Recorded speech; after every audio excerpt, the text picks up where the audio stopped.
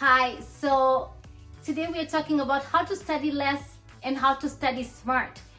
First off, let me just say, when you learn how to learn effectively, it just will save you a lot of time, not only in your schooling, but into your career.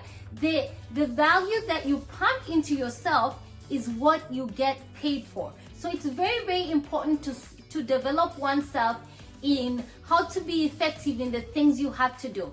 All right, one of the tip number one for how to study less, study smart is schedule your time. The best way to maximize your time is you're gonna schedule your time so that you know, I want to accomplish what within what amount of time.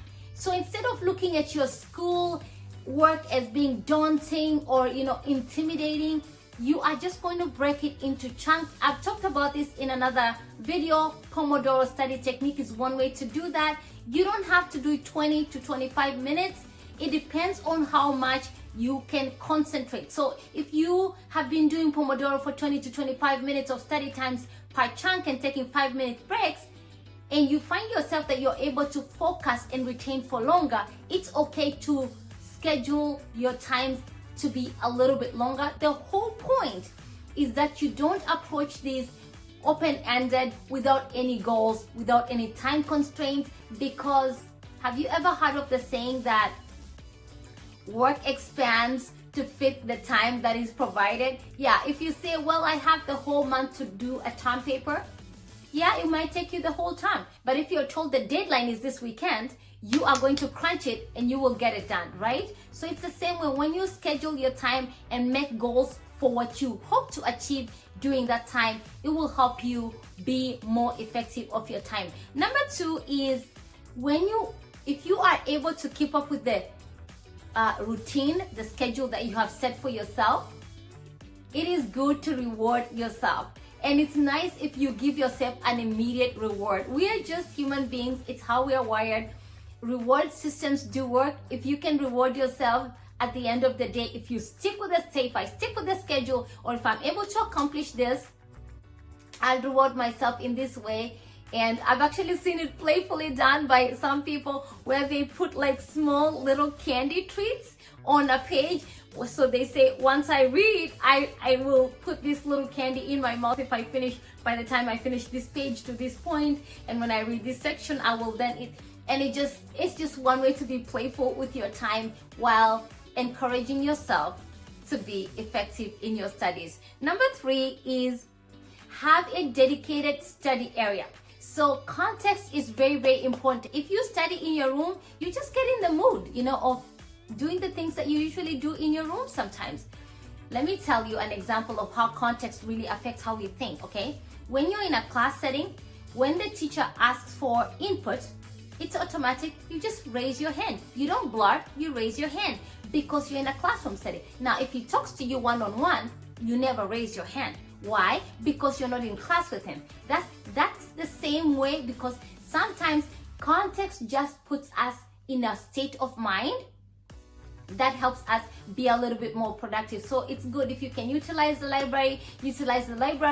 If you can go to another space where you know you are studying all the time, it cues your mind that we are going to get ready to study, and that is how you become a little bit more effective. Next up is active study.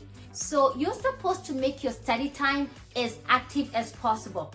All right, let me just tell you, I'm a big culprit. I used to highlight my page. I was excited about highlighters back then, and I would just highlight the page and highlight a lot of things. I hope you know, when you highlight everything or underline everything, it's like you've underlined nothing at all, okay?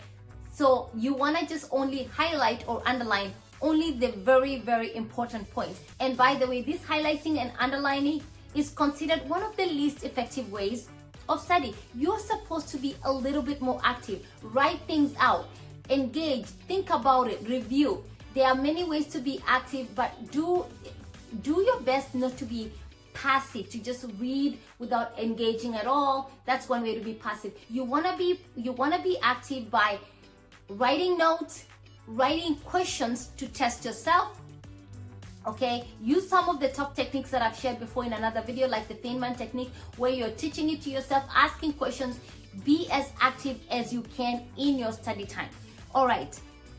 The thing about next point is how to learn how to process facts and concepts. Okay, so in school you get taught facts and concepts. The truth is, concepts are easy to remember. Once you understand a concept, you won't forget.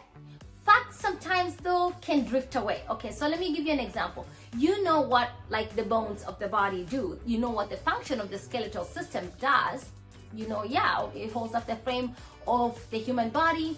Okay, that is a concept you understand. Now, if you're told, can you remember the names of the specific bones in your body? You might not remember all the names of all the bones. You understand? So those are facts. The thing though is when you go to exam, you will be tested for both facts and concepts. So you have to find a way to learn concepts effectively and facts effectively. And I'm going to tell you how.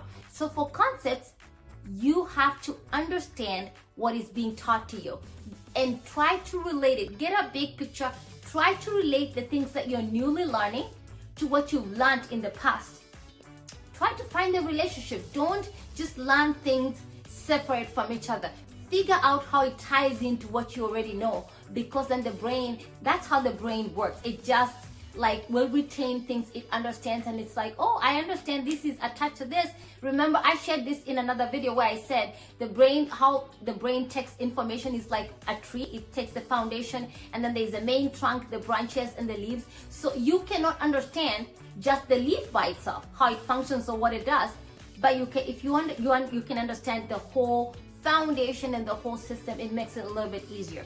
Okay, how to remember facts. There are many ways to remember facts, but one way to do it is to revisit facts often and frequently. So one way to do this is to use spaced repetition. I shared exactly how you can do that, but you're supposed to, if you forget facts, you're supposed to visit them sooner, and if you remember them, you're supposed to space them out. But as a very, very basic, when you learn new facts, you're supposed to review them within the first hour. So right after lecture, go and look at your notes and fill them in, flesh them out within the hour, because you could forget up to 50% of what you newly learned within the first hour. And then again, you're supposed to go and review your notes, review what you're newly learning after 8 hours or around bedtime. Go to sleep. You're supposed to review them the next day. Go ahead and flip through your notes from yesterday's lecture. The next day, just look at it, familiarize yourself with it, and then you're going to do it after 3 days, after 7 days, and then after 3 weeks, after 2 months, and then on and on. You're going to space them out if you feel comfortable. That is how you're going to do spaced repetition to help you. That will help you nail your facts. Okay. Next up is,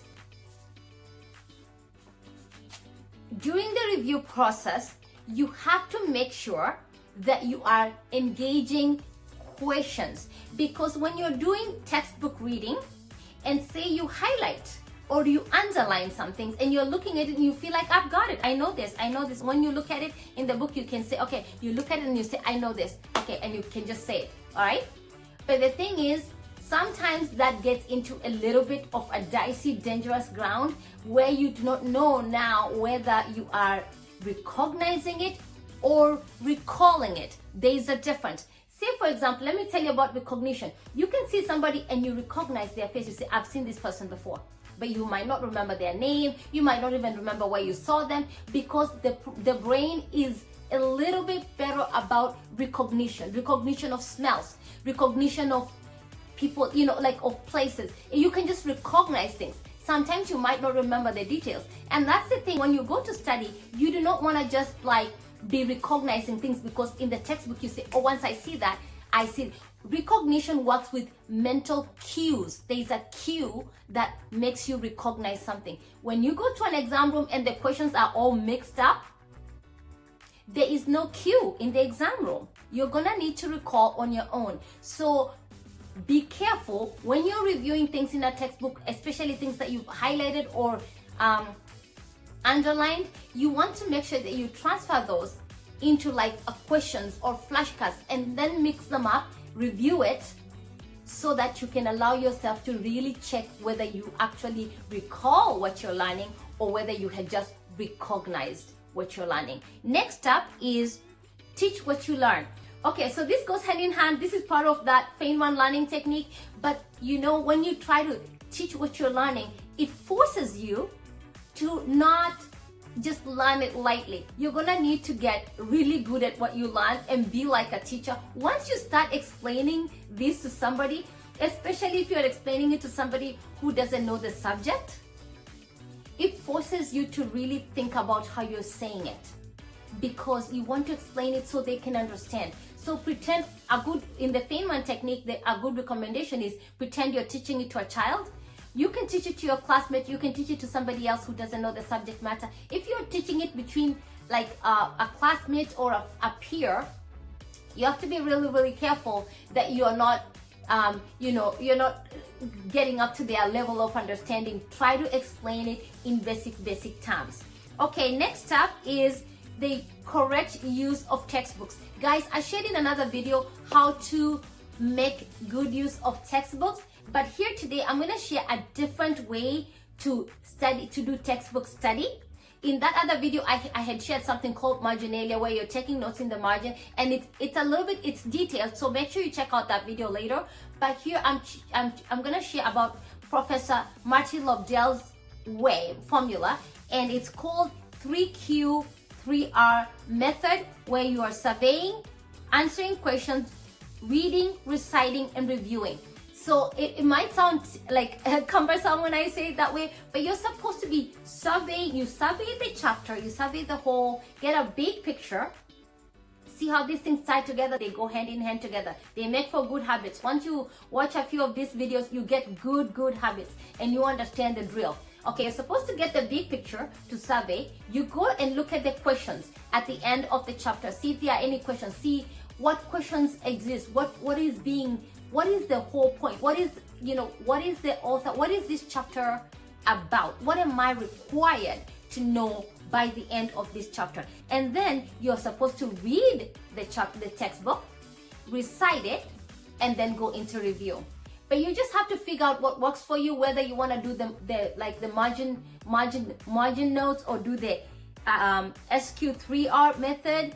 Figure out what works for you, because we are all unique. You find what works for you, and that should be good enough.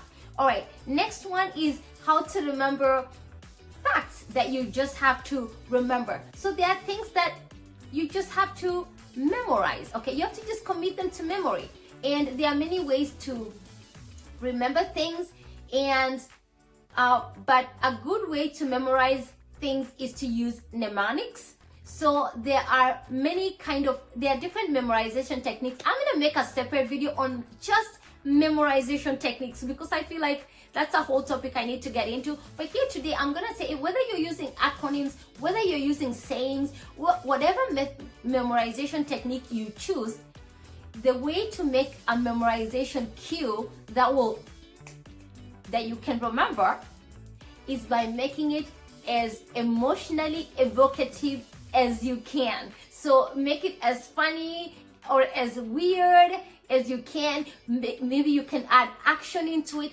Basically, give yourself the silliest picture when you do your mnemonic or acronym, and when you go into the exam room, you will be laughing. You will remember what you're supposed to be writing, and you will have memorized what you need to memorize.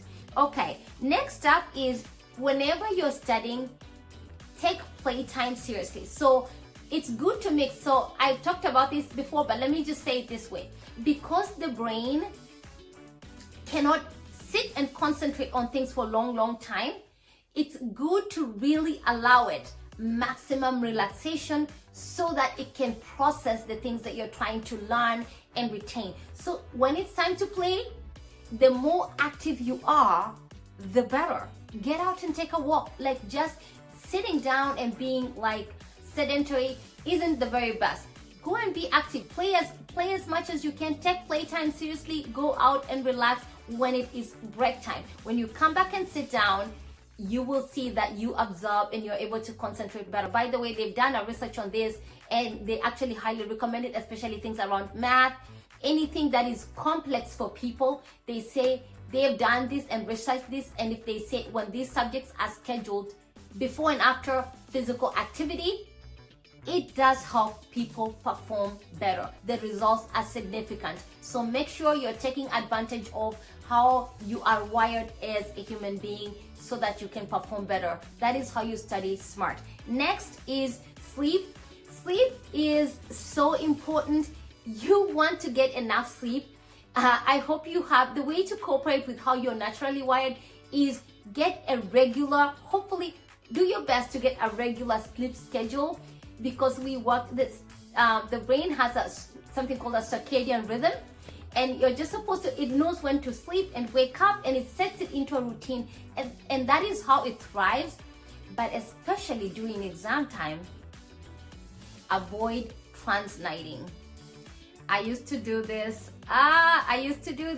Do not do this, because if you want your brain to work in its prime state during your exams, it's very good to sleep the night before exam, okay? And the way you can avoid the pressure of transnighting the day before exam is if you use the most important study tips and techniques ahead of time during your semester, so that you don't feel like you're under pressure at the very last minute and you're like, I just have no choice, I have to sit up all night, okay? Don't do that. Do your best to learn and work smart. That's what this video is about, okay?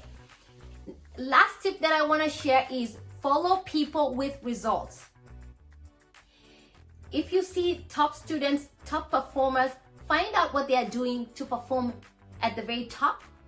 Figure out the tips and techniques. Don't just stay with the old methods that you have, okay? Figure out what people are doing that is getting them ahead, because people have other methods. You might have new tips that you could acquire from other people. So definitely follow people with results. Thank you so much for watching. Please do not forget to like this video. Do me a favor, give me an online high five by liking this video. Don't forget to subscribe. Please share this with your family and friends. I make these videos to help you succeed and reach your best potential. Help other people reach their best potential by sharing it with them. And by the way, guys, the main reason I make these kind of videos is not just to help you succeed with your studies, but to help you succeed forever. I would like you to reach eternity, okay? Because this life ends at some point, and it would have been so pointless to work for something, to work for success and not keep it, okay? There is no point in getting things and then losing your soul. So make sure, I have another video that I talk about how to get eternal life, and I'm gonna leave it in the description box below so you can check it out. Please make sure you take care of that part of your life. And until next time, thanks for watching. Bye for now.